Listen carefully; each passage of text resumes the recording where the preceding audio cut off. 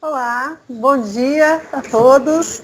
Sejam muito bem-vindos a mais esse evento do CODAF e vamos apresentar um pouco da assistência técnica e extensão rural no Brasil e o seu estreito vínculo com o desenvolvimento rural sustentável. Então é quase uma continuação, da fala anterior, só que a gente traz agora o papel da extensão rural, o papel da extensionista da extensão rural nesse desenvolvimento sustentável.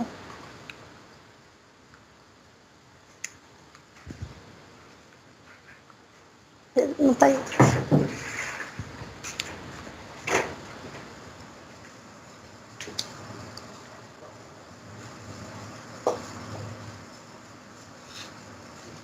Sim, obrigada. Então vamos falar um pouquinho da assistência técnica e extensão rural, Este é o símbolo da ATER nacional. Cada elemento de uma cor. Por quê? Para compor essa diversidade que nós temos que enfrentar com assistência técnica e extensão rural. Então, a diversidade dos nossos produtores é imensa. Então, esse símbolo traz um pouco dessa diversidade nas cores. Então, os círculos representariam as pessoas e as terras a serem trabalhadas também vêm em várias cores. Falando um pouquinho desse resgate histórico, cronológico da ATER no Brasil, a gente não pode deixar de falar do ano de 1948, do marco oficial, onde houve uma cooperação entre brasileiros e norte-americanos para a implantação desse processo no Brasil. Aí vem o lado B da história, A família Rockefeller, muito intencionada dentro desse processo, ajudou na formação das ACARs, que eram as associações de créditos rurais. Então, parte dessa intenção da assistência técnica era capacitar esses produtores para que conseguissem pagar esses empréstimos bancários. A última interferência que a gente tem em todo esse histórico da assistência técnica e extensão rural no Brasil é o ano de 2014, com a criação da ANATER, da Agência Nacional de Assistência Técnica e Extensão Rural, que ela trouxe uma inovação, porque até então a extensão rural era focada exclusivamente no pequeno produtor, na agricultura familiar. E com a vinda da ANATER, já podem ser atendidos médios produtores e pequenos produtores que não estão incluídos na Lei 11.326 de 2006. Outro diferencial da ANATER é seu vínculo com a Embrapa. Então, todo o treinamento é feito pela Embrapa e estreita esse vínculo entre a pesquisa feita no Brasil e a assistência técnica. Então, favorece levar essas informações atuais ao campo. Então, um pouco desse objetivo, além do histórico, de apresentar para vocês esse histórico, identificar as principais políticas públicas que norteiam a evolução da ATER no Brasil, pontuar essas políticas públicas contemporâneas a partir de 2004, com o advento da PINATER, e relacionar aspectos legais da legislação e o público-alvo atendido. Estabelecer um vínculo com a ATER e o desenvolvimento rural sustentável.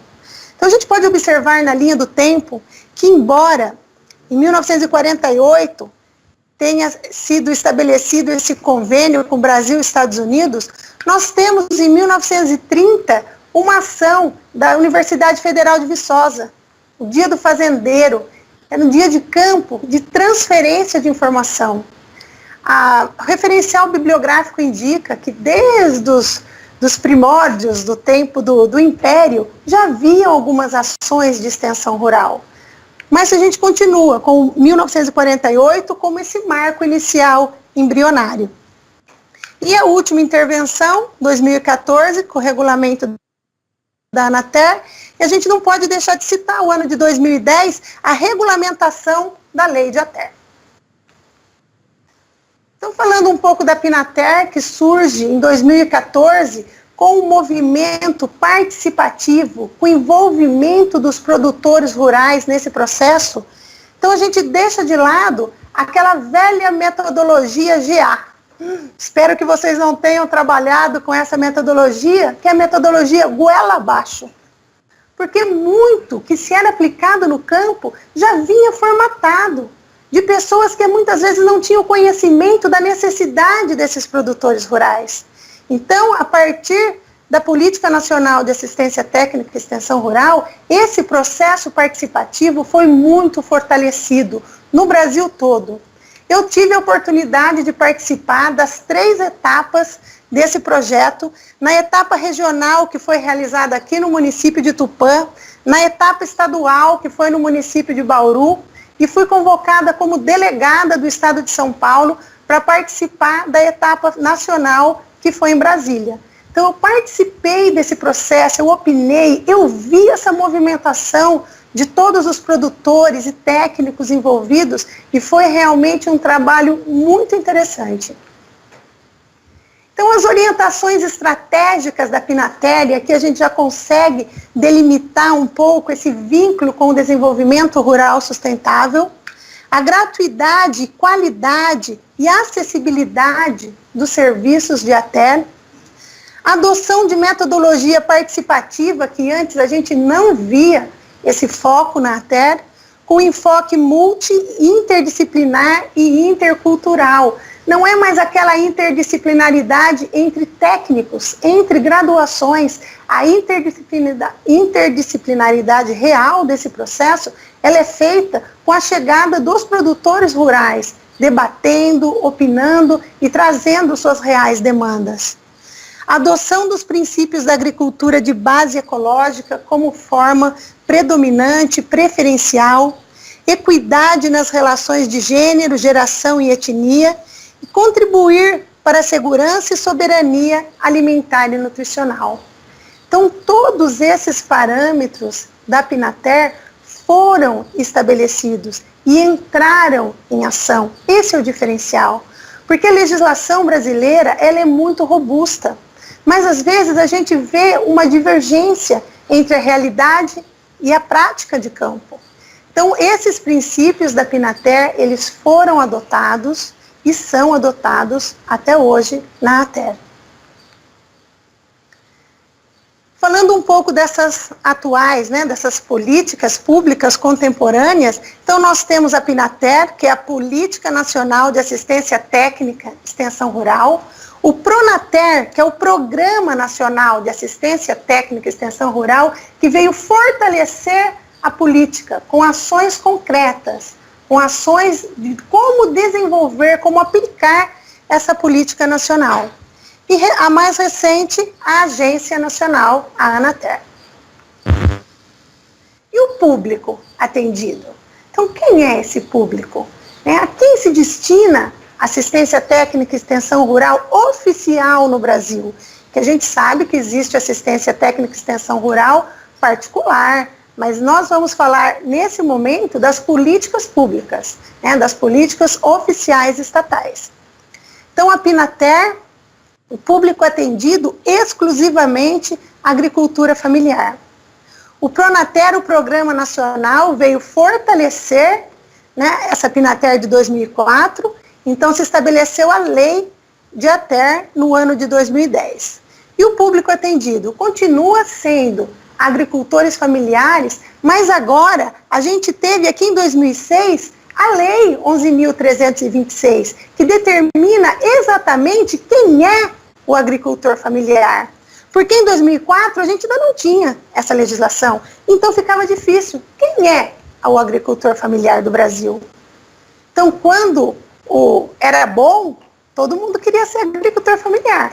Para receber assistência? Eu sou agricultor familiar, eu estou nessa. Mas e quando tinha algum ônus, alguma coisa para ser feita? Eu acho que eu não sou agricultor familiar. Então, 2006 foi um marco que definiu exatamente quem é agricultor familiar no Brasil. Nós tivemos agora, em 2017, o Decreto 9.064.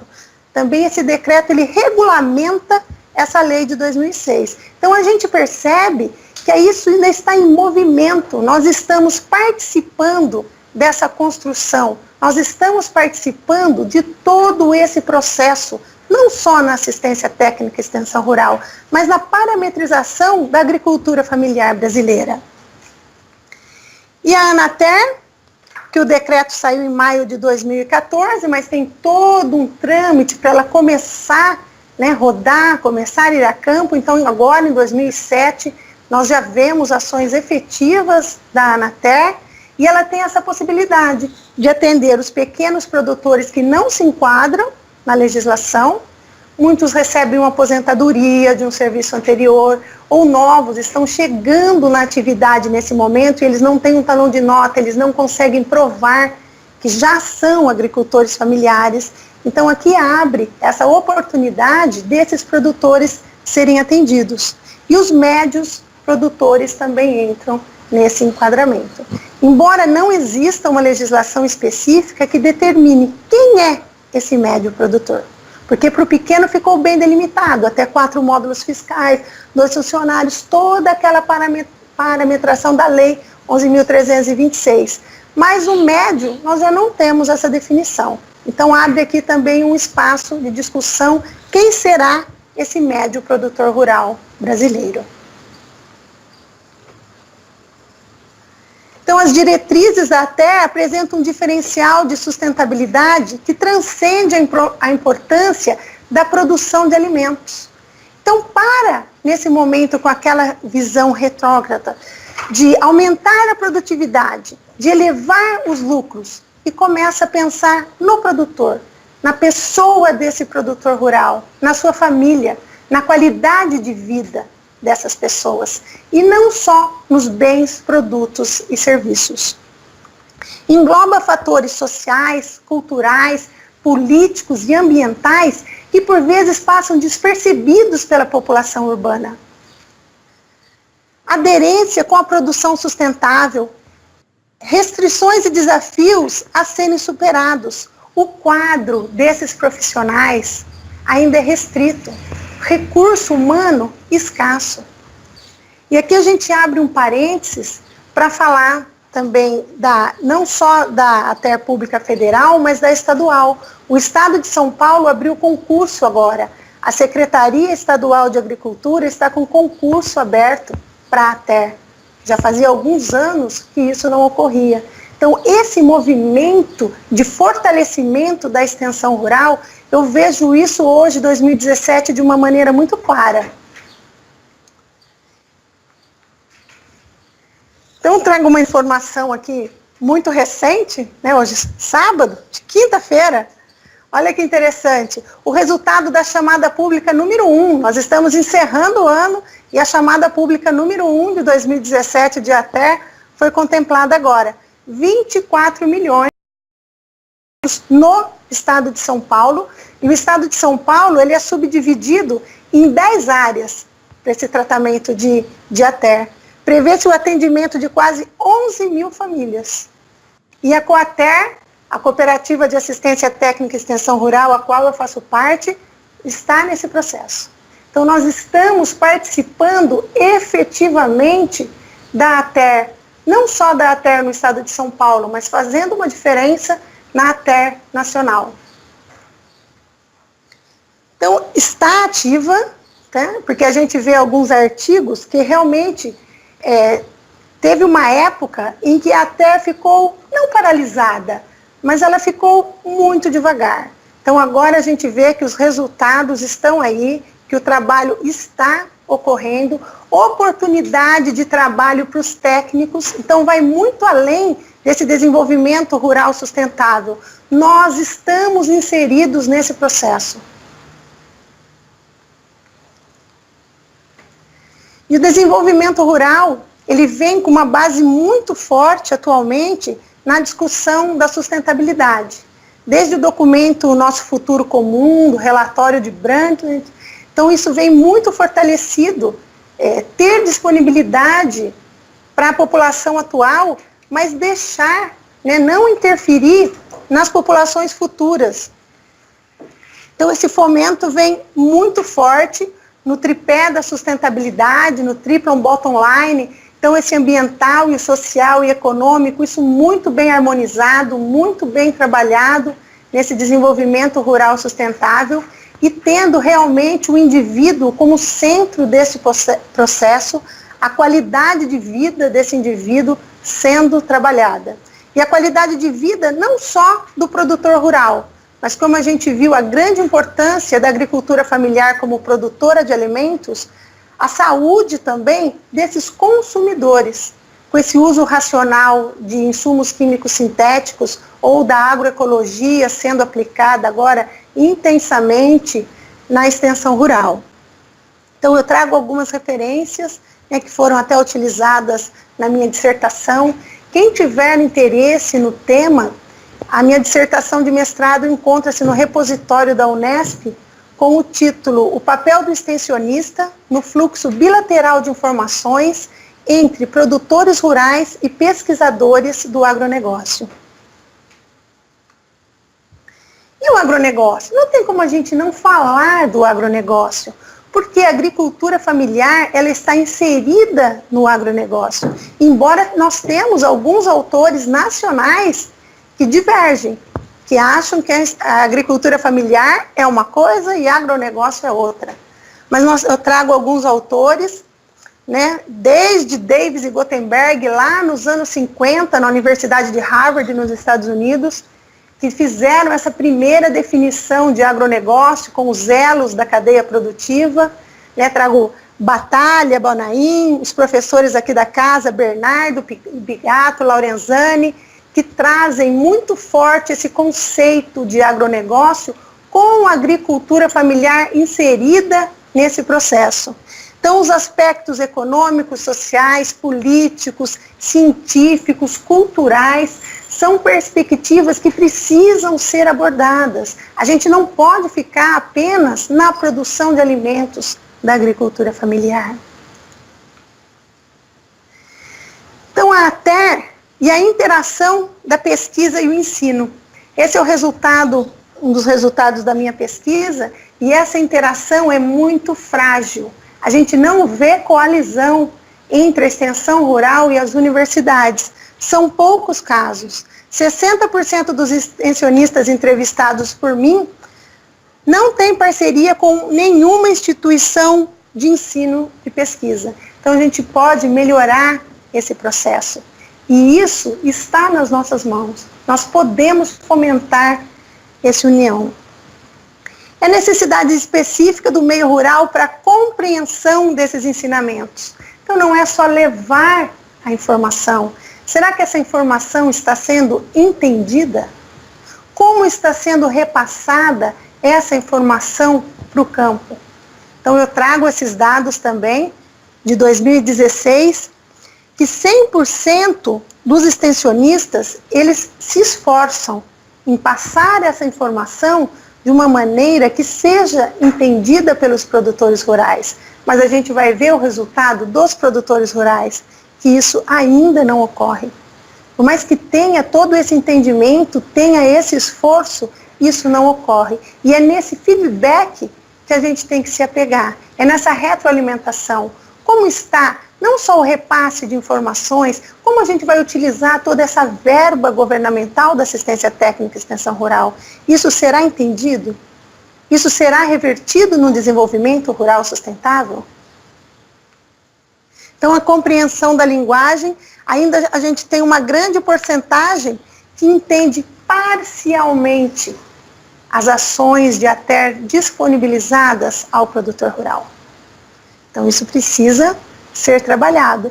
E como a gente já sabe que existem essas barreiras, esses ruídos na comunicação, sejam elas mecânicas, fisiológicas, semânticas, né, no vocabulário, a gente vê isso muito forte no vocabulário rural, psicológicas, pessoais, administrativas e burocráticas, e até mesmo pelo excesso de informação. Os produtores rurais muitas vezes não sabem que informação que eles querem, que informação que eles vão adotar. É muita coisa chegando. Por mais que o público rural tenha barreiras específicas, como a falta ou dificuldade de acesso às TICs, como barreiras geográficas, né? As estradas rurais, difícil localização, difícil chegar nessas informações, não tem acesso a correio, como temos na zona urbana. Então, todas essas barreiras, elas atrapalham essa comunicação. Mas sabendo disso, a gente pode trabalhar nesses pontos fracos. A gente pode reverter ou amenizar essa situação. E o universo acadêmico, ele está em total sintonia com o mercado de trabalho. A ATER é para quem? Quais os profissionais que podem atuar na assistência técnica e extensão rural? Ah, precisa ser de ciências agrárias. Já era. É multidisciplinar. A gente não viu que a própria política traz isso, a multidisciplinaridade? A parte de gestão muito forte nesse processo e cada vez mais aguardando outra chamada pública só para gestão. E aqui na nossa região, então tem oportunidade de trabalho para os técnicos, independente da graduação. Então, muito forte essa tendência. Eu agradeço mais uma vez a participação e no final estarei aberta aos questionamentos. Obrigada.